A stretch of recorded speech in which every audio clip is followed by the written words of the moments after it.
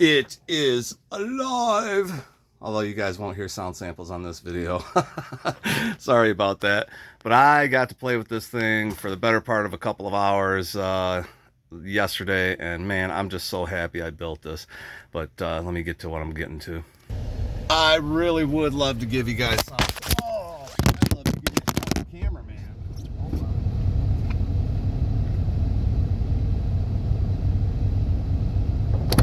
Jesus Christ. Let me get this straight. As I was saying, I would really love to give you guys sound samples today, but unfortunately for you, I have elsewhere to be. Unfortunately for me too, but I don't know, maybe we'll get them tonight or something like that. But God, man, I'm just so glad I did this. I'm so glad I built this amp, and it's really satisfying to build something like this, which is really kind of out of my league, right? As far as building something like this, it's not in my league, you know. I can follow a schematic and a layout, and I'm starting to understand why you do certain things. Damn, like fucking straighten up your camera, dude. That's not bad if I can keep it that way. I don't think I can. Anyway, God, this is turning out to be a fucking awesome video, huh? Anyway, yeah, it's really, like I said, you know, I'm starting to get an understanding of why things are the way they are in certain amps and whatnot. That stuff takes a long time, and that's part of this video. I kind of wanted to give a shout out to some of the people that have helped me to understand this stuff. But yeah, man, it's just I started fiddling with it. Did I get it right the first time? Well, you know I didn't, because I already told you I wired that transistor wrong. So, you know, I probably could have wired it right. It probably would have been all right, I guess, maybe. But I mean, come on. I mean, they're like 10 cents, right? Put a new one in there. Why is there a transistor in there in the first place? It's for DC heaters on V1 and V2. But then I kick it on, and I got my guitar plugged in. Well, actually, I had a signal generator plugged in. And I kick it on, and I got nothing.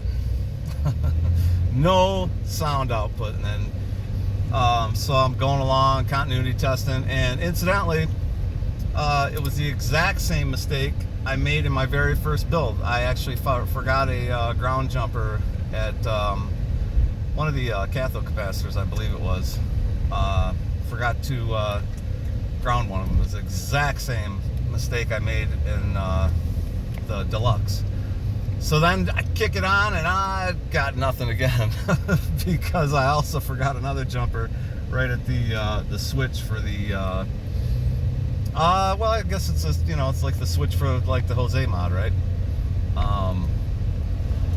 So got all that done, kicked it on, now I got sound. So of course, then I, you know, once I got that all situated, it plugged into wall voltage and rebiased everything, and then I plugged my guitar in. And I'll tell you what, man, these amps are great, and you're gonna see why they're great, because they really are. They go from everything from the old Marshalls in the 60s, and literally with the flip of a switch, you got 2 gain stages, and then the pussy trimmer. The pussy trimmer really isn't another gain stage. It's kind of like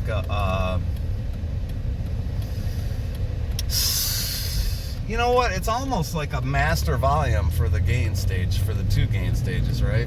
Or at least the one. Anyway, basically you can adjust the gain a little bit more. Doesn't really give any more gain. Anyway, but literally at the flip of the switch, you go into the 70s stuff, you go into the 80s stuff, and then you get into that Metallica sound, if you want it, like kind of like I want the metal sound, but for clarity and all the notes. And man, and so I fiddled around with that thing and finally dialed in my sound, you know, and just, God, I had a blast, man. Haven't even had it hooked to my 4x12 yet. I had it hooked to a little 2x12 cabinet, and I was enjoying that. Can't wait to hear it on my cabinet with the EVs in it. It should sound even better. Yeah, so now all I really have to do is tighten everything up, pretty much. You know, I mean, I left everything snug, but it's not tightened down yet, because, you know, there's times where you would need to get a switch out of your way or whatever, so you can solder this or that in. So everything needs to be tightened down, snugged up, and then of course we're going to build a cabinet for it. But I should have you guys some sound samples relatively soon. And man, you know, it is all the other stuff you watched.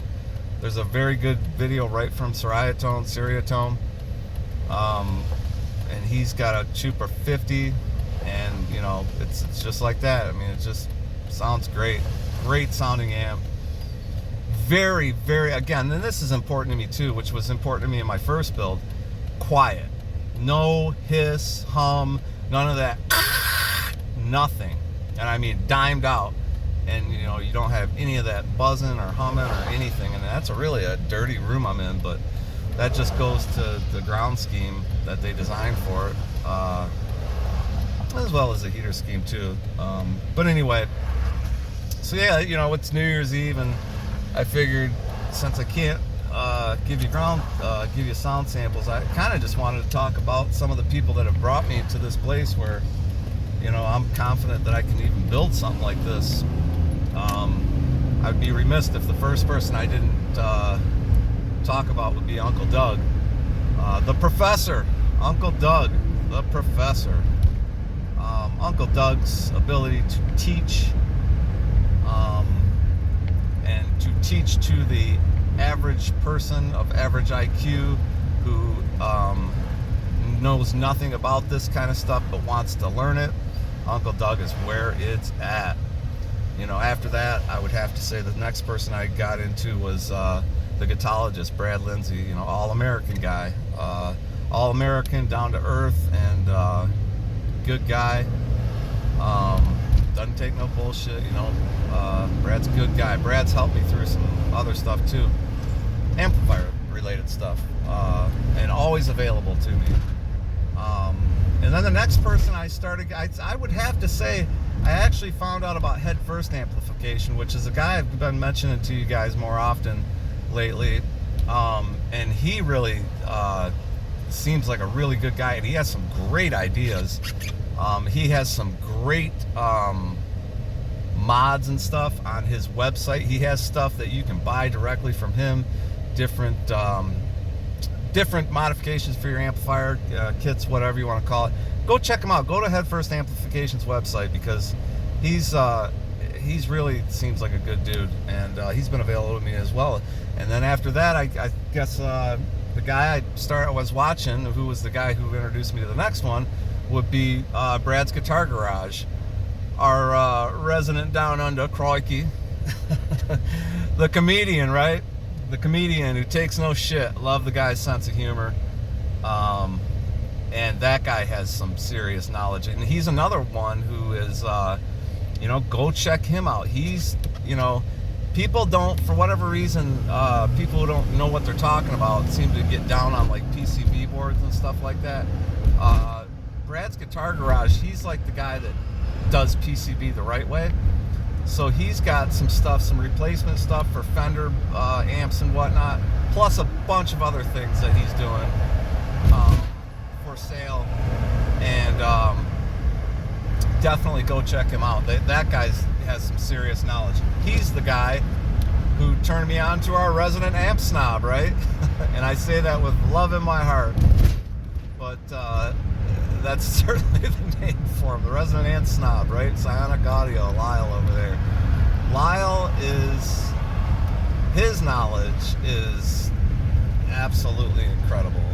His knowledge of this stuff is just so, and he's very dry, you know, I guess you could say. He's got a dry sense of humor and a very dry way of going about. That's why I say he's our resident amp snob, right?